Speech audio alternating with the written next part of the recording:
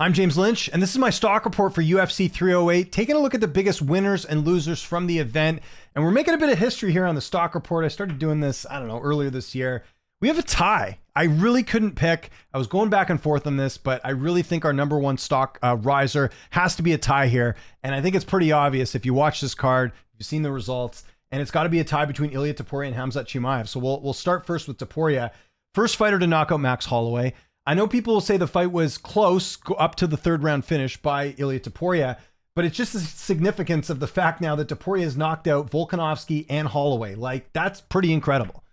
You can't look past that at all. Now, look, he was favored to win. He was minus 260. I picked Topuria. A lot of people picked Topuria here, but I think it's just the fact that he was able to finish Max early. Even if he had finished him later, that might have been a bit different, but it was so impressive that he went in there knocking out Holloway. And now this sets up so many things. We're only a title defense in with Topuria, and people are already getting excited about him maybe moving up or doing something else. Now, obviously, there's a lot of work well, not a lot, but there's a few things at 145. We've got, looks like it's going to be the Volkanovski rematch next. Dana White sort of confirmed that at the post-fight presser. You've also got Diego Lopez out there. You also have, obviously, Aljamain Sterling and Movsar Evloev fighting at UFC 310. But either way, Topuria is the talk of the town right now. How can it not be? This was one of the biggest pay-per-views this year. He's in the main event. He gets a knockout. He has to be up here on the stock report, has to be in the number one spot because, again, this was the main event.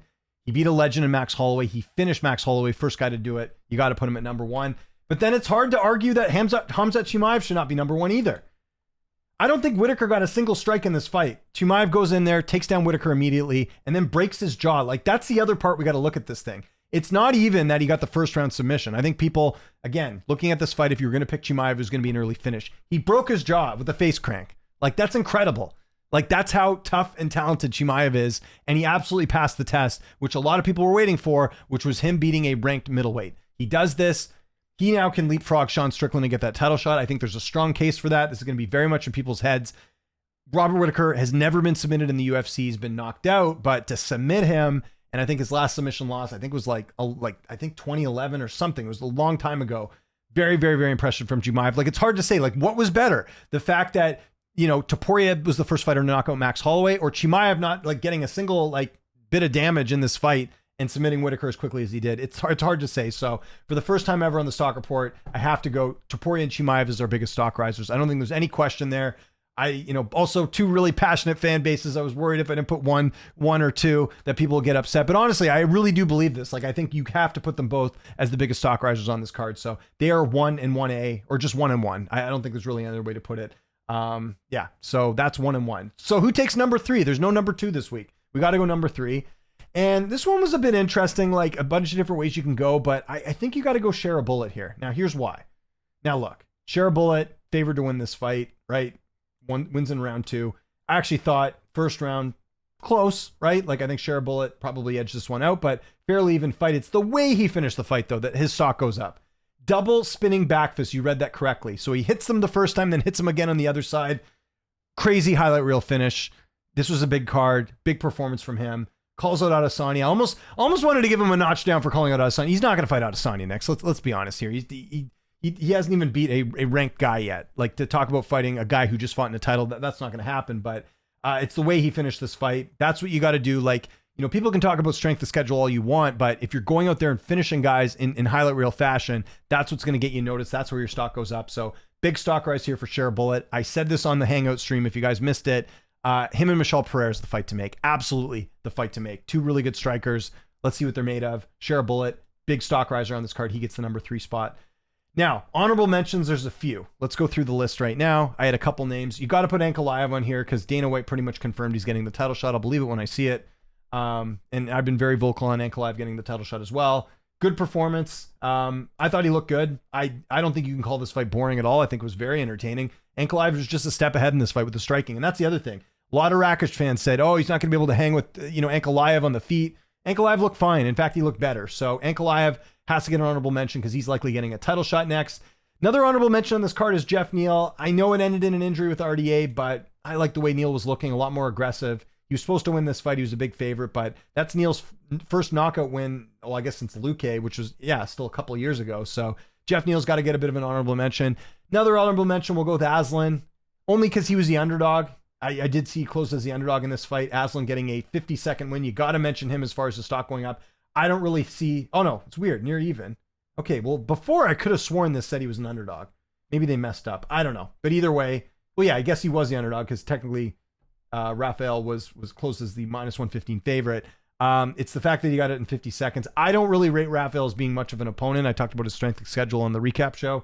But still, that's the type of stuff where your stock's going to get noticed. And then the last one I'll mention as well, Rembeki getting the split over Urabai. He was an underdog in this fight. He was coming off a tough loss to Diego Ferreira. I think people are quickly going to forget about that with this performance. This was a great fight, by the way, and we'll talk about this fight in a second. But he's got to get mentioned. And then the last one, sorry, I do have one more. I got to mention Kennedy and Cheku. Again, I know this ended in more of an injury, or Barnett was injured, we saw. But Kennedy at heavyweight, very, very big win for him there. He gets it done. And there's a couple different ways you could have gone. Abus, obviously, the GOAT, getting the third round finish. That's impressive too. Lerone Murphy getting a win. But yeah, those are just some of the names that I wanted to mention there. So again, just to mention it again, Topuria and Chimaev tie. Shara Bullock gets the third spot. Okay, stock droppers. This was kind of tough because I know people have a certain criteria of how they like to pick fighters that their stock drops, but I think there's a couple ways we can look at this. So there was one fighter on this card, two fighters on this card, I should say, that were betting favorites that lost. One of them is Rafael, like I mentioned. The other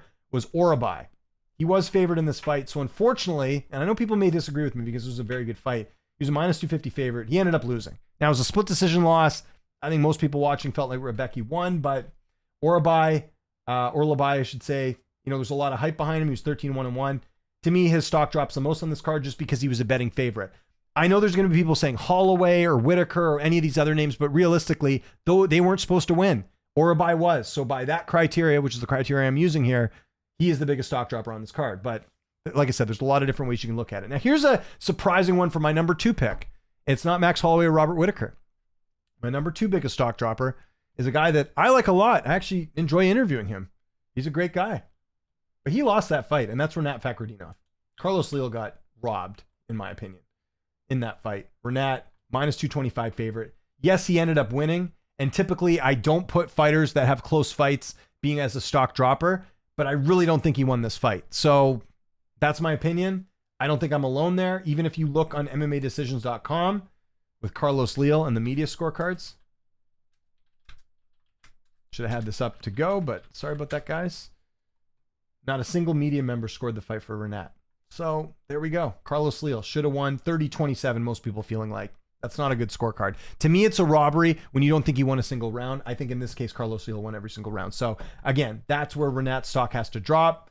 He's definitely, stock dropper here. And, I think this might actually prevent him from getting a ranked opponent next, honestly, because a lot of people feel like he didn't win.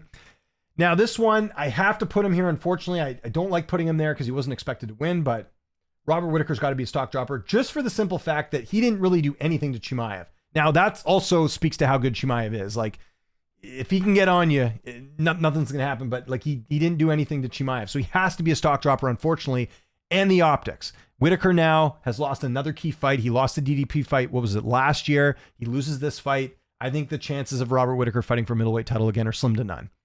You never know. Timing and things could happen. I didn't think Dustin Poirier was ever going to get a title shot again after getting knocked out by Gaethje, but I really have a hard time seeing Whitaker getting another shot. He broke his jaw here. He'll probably be out for a while. I think it's safe to say that Whitaker's probably not fighting for a title again. So just by that alone, he has to be a stock dropper on this card, as tough as it is for me, because I have a lot of respect for Robert Whitaker, who, by the way, guys, called to fight Chimaev. He volunteered. We got to give him credit for that. The other two honorable mentions have to be Max Holloway, in the sense that he's done at 45. I think even at the press conference after the fact, mentioned that 155 looks in his future. I mean, that's it for him fighting for the featherweight title. He's had a number of opportunities. It hasn't gone his way. I mean, the good news here is we're not going to get another fight with Volk, I don't think. So, yeah, unfortunately, I thought Holloway looked pretty competitive with Topuria, but at the end of the day, he gets knocked out. He is off 145. I think all indications look that way. So Holloway stock drops. And then the other one I'll put here is Dan Ige. Again, Ige didn't look like he didn't look like a plus 275 underdog. I'll give you that. I was talking about that on the stream. He looked like, a slight underdog here, but it's the optics. I even think you could have scored this fight for Ige too. Like, by the way, I think he had a good performance. The reason he drops in stock is because this is another fight with Ige where I think there was an opportunity for him to win. He couldn't win. He actually had Murphy hurt in that first round. he wins, it's a different story. But the theme with Dan Ige, unfortunately, in his career is when he gets that step up, it doesn't tend to go well. If you look at his best wins, Andre Fili, Nate Landwehr, like that's the thing. Barbosa's probably his best win, actually. And even that was a split. And that was back during the pandemic. I think that might have gone the other way. But my point is that like Dan's losing to good opposition, but I think a lot of his wins have not exactly aged that well. So the story with Dan is great fighter, super nice guy, by the way. Like enjoy interviewing him a lot, entertaining to watch. He's just the typical can't get over the hump guy. So unfortunately with this loss, it puts him, in the same spot that he's always been, which is just a fun fighter, but not someone we can take seriously as a contender. But all the respect to Dan Ige. So that's who I got. So I would like to know who you guys are picking for your top 3 stock risers, top 3 stock droppers. I want to hear your list and we can debate that. We don't need to nitpick at my picks. We can just talk about what you like and enjoy that and kind of go from there. I think that's far better productive discussion. I think you guys can do that for me. Follow me on Twitter, TikTok, Instagram, @Lynch on Sports. Make sure you hit that like button on this channel, hit the subscribe button, and hit that notification bell. It really does help out my channel big time. My name is James Lynch. Thanks so much for watching the Stock Report. I'll be back next Sunday doing the same for UFC Edmonton. Thanks so much for watching.